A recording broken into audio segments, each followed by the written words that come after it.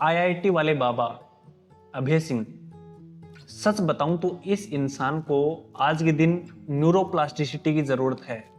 मैं एक छोटी सी एक्सप्लेनेशन इस इंसान के बारे में आपको दे देता हूं। महाकुंभ में एक आईआईटीएन बाबा मिलते हैं जिन्होंने आईआईटी बॉम्बे से एरोस्पेस इंजीनियरिंग में पढ़ाई करी, उसके बाद में थोड़े टाइम तक जॉब करी और बाद में सब कुछ त्याग दिया और साधु बाबा बन गए।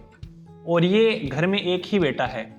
सबसे पहली बात तो ये कि जो इंसान हिंदू फिलॉसफी प्रैक्टिस करता है वो अपने पॉइंट ऑफ व्यू से दर्शन समझा रहा होता है, लेकिन आप इस इंसान की बात सुनोगे तो आपको पॉइंट ऑफ व्यू नहीं मिलेगा, ना ही कोई कॉन्टेक्स्ट मिलेगा बात का।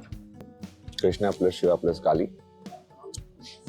Code 100, 1 part Vishnu 2 part Shiva.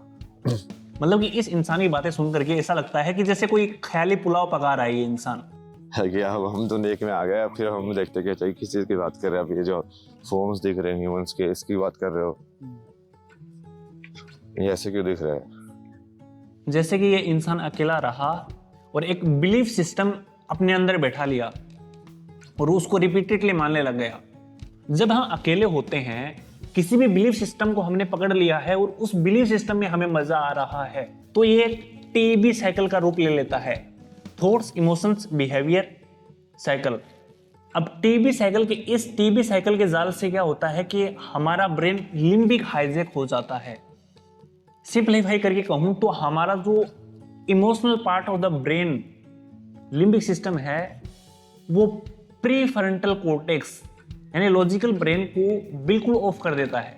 हमारा emotional part of the brain logical part of the brain को ऑफ करके हमें एक दूसरी दुनिया में भेज देता है। और धीरे धीरे जो हमारे ब्रेन के पाथवेज हैं, जो हमारे ब्रेन की न्यूरॉन्स पाथवेज हैं, वो चेंज होने लगते हैं और हमारे ब्रेन पैटर्न है वो बिल्कुल ही चेंज हो जाते हैं। इस टाइम पे हमको न्यूरोप्लास्टिसिटी की जरूरत होती है।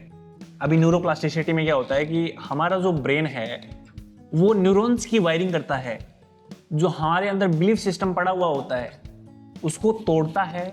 हमारे ब्रेन की रीवायरिंग करने के लिए हमको सीबीटी दी जाती है, कॉग्निटिव बिहेवियर थेरेपी, जिसमें मैं नॉर्मली समझाऊं तो उसमें क्या होता है कि हमको थॉट्स इमोशंस बिहेवियर ये जो साइकिल है इसको तोड़ना पड़ता है। जब हमें थॉट्स इमोशन बिहेवियर साइकिल पर पोज लगाना होता है कि हमने सोचा, उसके बाद में हमारे अंदर इमोशंस आए, उसके बाद में हमने उससे बिहेव किया, फिर हमने सोचा, फिर हमारे अंदर इमोशंस आए, फिर हमने बिहेव किया। इसको तोड़ने के लिए हमें पहले थॉट्स को ऑब्जर्व करना पड़ेगा, फिर इमोशंस को, फिर बिहेवियर को, यानी कि ऑब्जर्विंग टीबी साइकिल। इसके बाद में हमारा लॉजिकल ब्रेन है प्रीफ्रंटल कॉर्टेक्स, वो एक्टिवेट होने लग जाता है। या फिर हम प्रीफ्रंटल कॉर्टेक्स को एक्टिव करने के लिए हम ये देख सकते हैं कि हम जिस चीज को सोच रहे हैं उस थॉट को कितना एविडेंस सपोर्ट कर रहा है, कितना नहीं।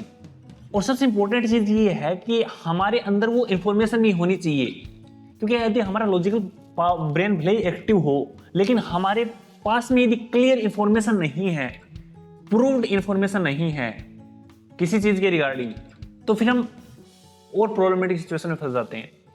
दूसरा, मेडिटेशन। न्यूरोप्लास्टिसिटी के लिए मेडिटेशन सबसे इंपॉर्टेंट चीज है। इसके बाद में एक्सरसाइज, क्योंकि हमारा ब्रेन और शरीर दोनों आपस में इंटरकनेक्टेड हैं। इसके बाद में आप जनरल राइटिंग कर सकते हैं कि आप जो चीज सोच रहे हैं आप उसको लिखो और फिर उसका सॉल्यूशन करने की कोशिश करो। कुछ थोड़ से हमें मजा आ रहा होता है तो हम उसको छोड़ने की बिल्कुल भी कोशिश नहीं करते। अब दूसरी सिचुएशन ऐसी भी होती है कि जो टीबी साइकिल है वो हमारे अंदर वो इमोशंस के रूप में हमारे अंदर एंजाइटी क्रिएट कर रहा होता है, फिर हम कैसे करके उस चीज से बाहर निकलने की कोशिश कर रहे होते हैं। तो आईआईटीएन बाबा पर हमारा व्यू पॉइंट ये था। आप क्या सोचते हैं कमेंट्स में लिख के जरूर बताना।